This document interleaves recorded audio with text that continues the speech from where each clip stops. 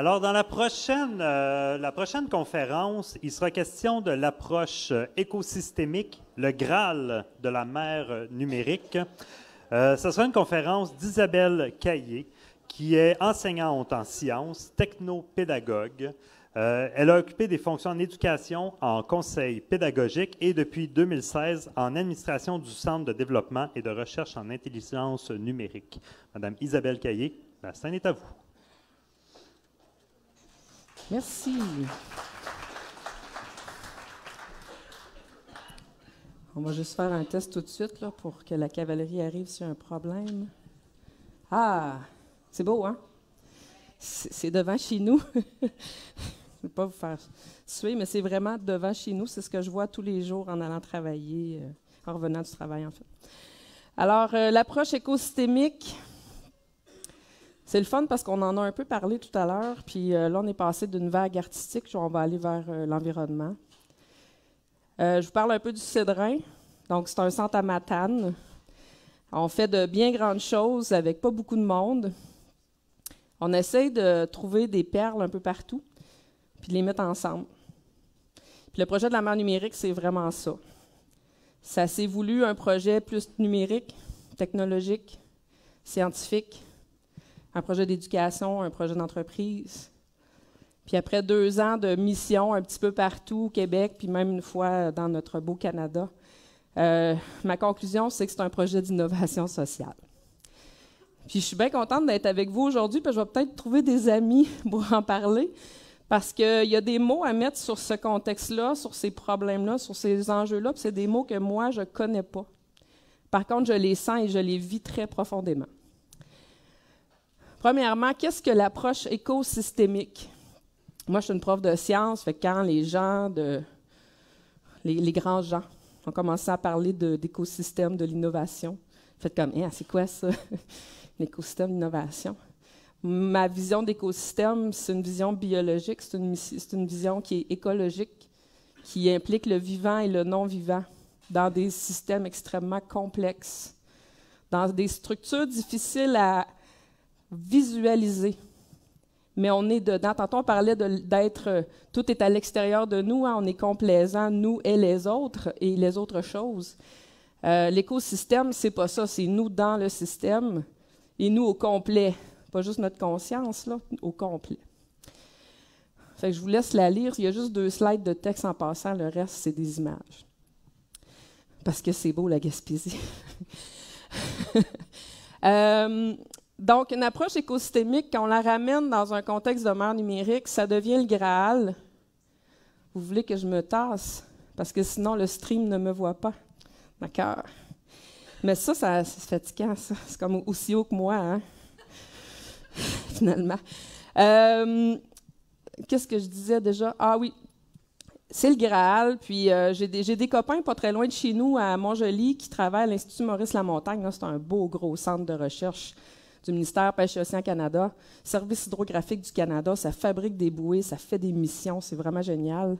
Et il y a des gens là-dedans, des experts qui étudient l'approche écosystémique, et force est de constater qu'après 2 décennies et plus, on ne sait pas comment faire.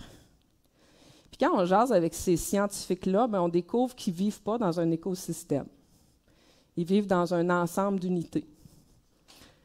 Et ça, c'est fascinant. Et cette personne-là, je n'ai pas encore eu la chance de la rencontrer. Je la rencontre la semaine prochaine, après 2 ans à l'avoir cherché. Je vais peut-être arriver avec un autre message parce que je vais vous avoir rencontré avant lui. Donc, l'approche écosystémique. Dans la mer numérique, là, j'ai mis une image qui parle, mais la mer numérique, ça peut avoir plusieurs facettes. En fait, qu'est-ce que c'est? C'est un projet structurant l'expertise régionale. Parce qu'en région, si on parle de statistiques, là, dans l'est du Québec maritime, on a tout près de 7000 personnes qui travaillent à exploiter les ressources naturelles, les ressources de la mer, donc le poisson, les fruits de mer et compagnie, les algues. On en a aussi des membres qui travaillent à coordonner tout ça. Il y en a sur 150 membres du réseau Québec maritime, il y en a le tiers qui sont chez nous. Donc, ça fait une belle force vive de sciences de la mer tout près de chez moi. Puis j'aime bien ça venir à Montréal, là, mais faire de la recherche avec Rimouski, c'est un petit peu moins loin. Et sont là, c'est un pôle, mais c'est un pôle dans lequel on ne retrouve pas tant de scientifiques de données et de personnes qui sont capables de faire, d'exploiter l'intelligence artificielle, donc l'apprentissage machine et compagnie. Ces gens-là, on les retrouve ici, on les retrouve aussi à Québec. Et en faisant le tour de mes intervenants autour des 2 dernières années, je me suis rendu compte qu'on avait, oui, des super éducateurs au niveau maritime, du tourisme, de la recherche, des industries en quantité. Hein, c'est 1000 bateaux de pêche. Un bateau de pêche, c'est une entreprise, là. Donc, vous avez 1000 bateaux de pêche, Bas-Saint-Laurent, Gaspésie, Côte-Nord, les îles de la Madeleine, qui, saison après saison, vont aller récolter la ressource et qui commencent aussi à se poser des questions parce qu'ils sont les premiers observateurs des changements climatiques.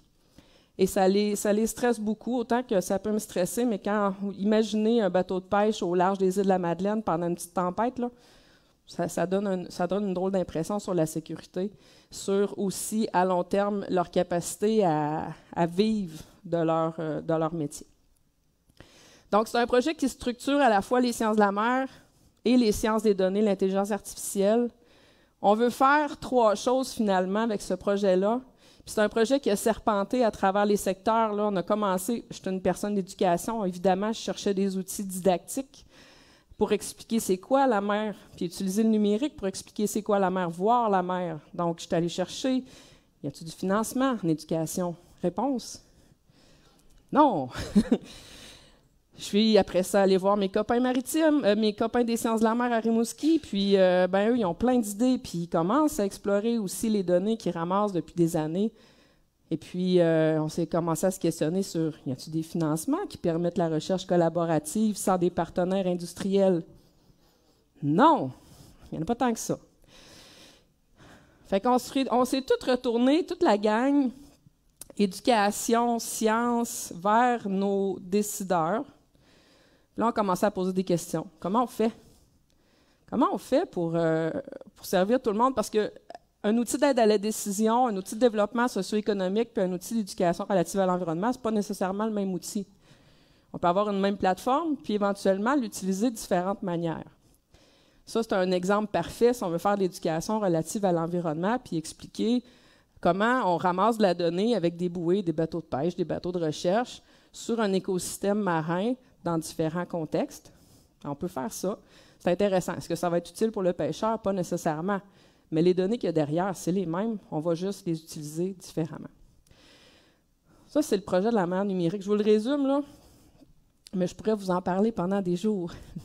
On a un copain de l'Observatoire qui nous passait une journée et demie au Cédrin, puis on a juste parlé de la mer numérique. Puis on en revenait au fameux triangle dont tu parlais tout à l'heure, recherche, industrie et éducation, citoyenneté, société civile. Puis au cœur de ça, il y a quand même des gens qui nous disent oui, go, no go. Fait que tout ce qui est la gouvernance aussi. Ça, c'est chez nous. L'autre chez nous. Là où je rêve. Là où il y a plein de monde qui rêve avec nous. Puis la mer numérique, c'est une mer de monde. Là, je monte dans le sens des univers parallèles. Là. C'est vraiment à explorer. Donc, je vais vous présenter un échantillon de monde à qui j'ai parlé, qui m'ont inspiré, qui m'ont challengé beaucoup, en me posant des questions dans toutes les directions pour essayer de comprendre c'était quoi ce projet-là. En voilà un échantillon. Je me suis amusée, c'était vraiment le fun. Vraiment, vraiment le fun. De choisir de façon paritaire, puis j'ai pas eu de misère, hein? Autant hommes que femmes, du monde de Montréal, de Québec, de Matane, Rimouski, les îles de la Madeleine, toutes sortes de monde. Puis là, je pourrais m'amuser, vous les connaissez pas toutes, moi je les connais toutes. Je pourrais m'amuser à vous les présenter un après l'autre. Ils ont toutes une histoire à raconter, ils viennent tous d'un endroit, puis ils ont toutes une envie commune. Voir la mer, comprendre la science, exploiter la technologie, éduquer, donner la chance à des projets régionaux de voir le jour. Parce qu'il n'y en a pas d'argent, mais il y a peut-être aussi une mauvaise compréhension de ce qu'on veut faire avec. Puis je peux vous garantir qu'il y a 2 ans, j'avais de la misère à expliquer la mer numérique. Vous me direz après 20 minutes si c'est plus clair. Donc, il me reste combien de temps? Parce que, merci. Je redivise l'échantillon, en faire un petit peu de data engineering. Je vais rediviser mon échantillon en 4. Donc, tantôt, on parlait d'éducation, on parlait d'innovation, recherche, on a parlé de l'entrepreneuriat aussi et de tout ce qui est gouvernance, appui au développement. Ça, c'est mes copains recherche et innovation. Si vous étiez ici il y a quelques mois, là, j'étais ici un matin puis je parlais de collaboration. C'est encore la même chose. C'est des gens qui ont envie de collaborer sur des projets, mais que très souvent, ça va être des collaborations binaires, en dyade, parce qu'un financement va permettre ça. Et là, moi, j'aurais envie de toutes les faire travailler ensemble sur un projet. Pour ne pas le nommer, Danny Dumont, qui est ici en haut, là, il est fantastique. C'est un océanographe physique et il est fasciné par la glace. Puis il m'a expliqué en 5 minutes. J'ai donné 5 minutes pour me dire pourquoi tu es passionné par la glace, puis il m'a convaincu. Donc, il y en a des histoires, là. On a Sacha ici. Hein, Sacha?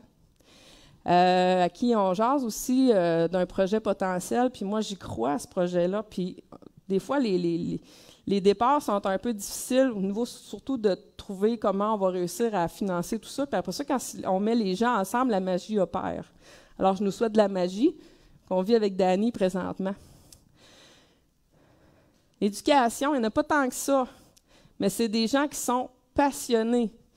Margaret, c'est une des premières intervenantes. Elle est professeure en biologie au Cégep de Matane. Elle a une maîtrise en changement climatique, donc intervention au changement climatique. Elle essaie de protéger les chic-chocs, pour ceux qui aiment ça aller se promener en montagne, là. Donc, c'est le genre de personnes qui s'intéressent à tout. Puis c'est une des premières qui a accroché sur le projet de la mer numérique. Puis ce qu'on essaie de faire ensemble, de façon très locale, c'est de faire percoler les résultats de la mer numérique dans le cégep de Matane, parce qu'il y a beaucoup de choses à faire en région. Même si c'est un petit cégep, on est autour de 700 étudiants. Il y a du bon potentiel. Alors, je présente Margaret. En haut, c'est Robert. C'est un personnage fantastique. Au niveau de la gouvernance, j'ai rencontré Judy, j'ai rencontré Rémi, Annie, Diane, Jérôme, notre maire, Cédric aux îles, Alain et Claude, qui sont des copains qui nous permettent de travailler avec l'industrie. Donc, ils sont dans un créneau sectoriel, le créneau des sciences de la mer, le créneau de la biotechnologie marine. Et pas avoir Alain et Claude près de moi, là, j'aurais abandonné. Mais ils ont assez d'expérience pour me dire que ça se fait, il faut juste trouver le chemin, trouver comment.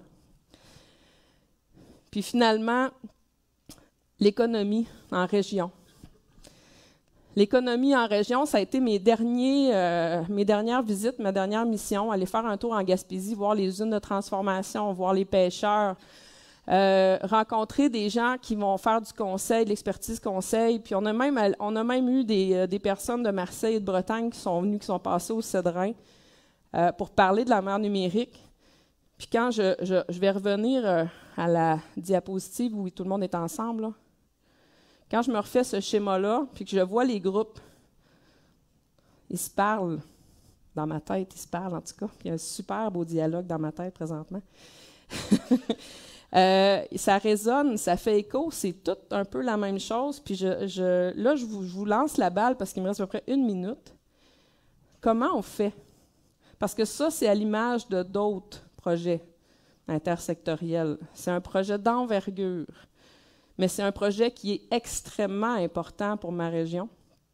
Et on pourrait le transférer en forêt, au Saguenay, en agriculture, dans l'industrie, en énergie verte, en émite.